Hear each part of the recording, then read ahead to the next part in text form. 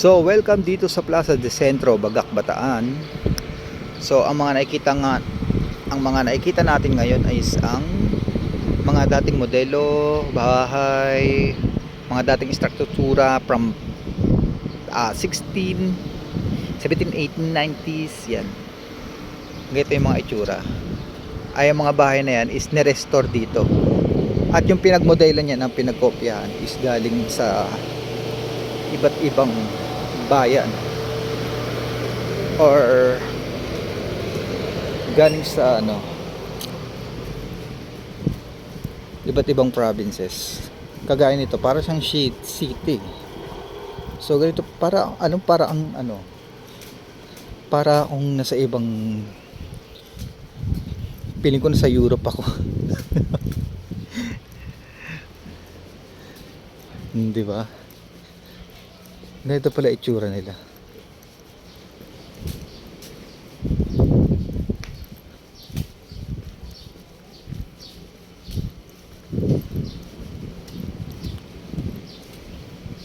Simoy ng hangin, huni ng mga ibon, kaluskos ng dahon, dalampasigan.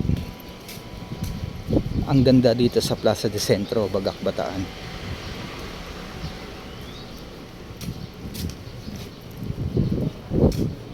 Ayan. So ganito yung itsura.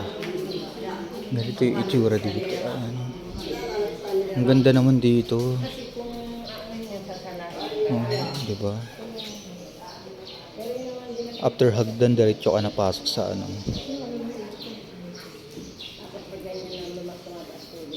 sobrang laki nito, Kagandahan dito, every details kinopya nila, yung walang labis, walang kulang. Kung ano yung pinagkopyahan sa ibang bayan, lugar, ganun din yung lumabas. Ni-restore nila dito.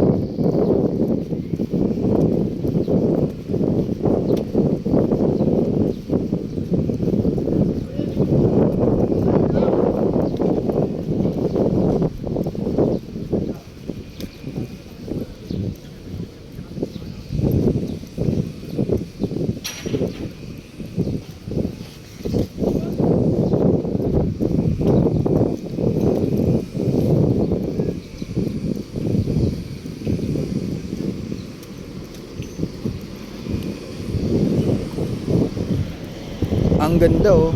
Alam ko na saan kinopya to. Ito yung simbahan sa may hindi ko alam, 5 piso ba yun o 10 o 20, 50 na pera, yung sinaunang pera na papel. Ayan ang pinagkopyahan niya yun. Ganda, di ba?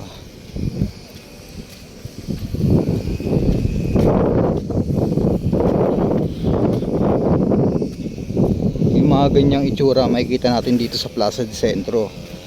Yung mga unang models ng bahay, struktura dito binild in.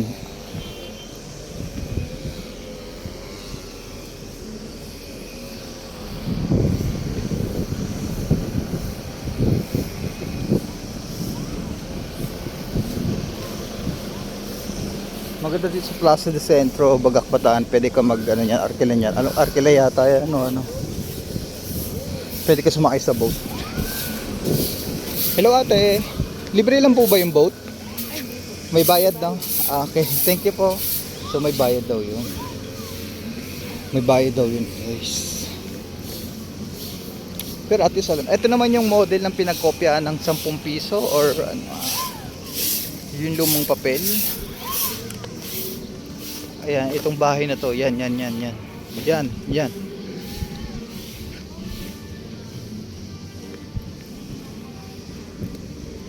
Pati yung tugtog sinauna din eh. Mapapatsyatsa ka talaga eh. Kaya ayan, mga kabayo.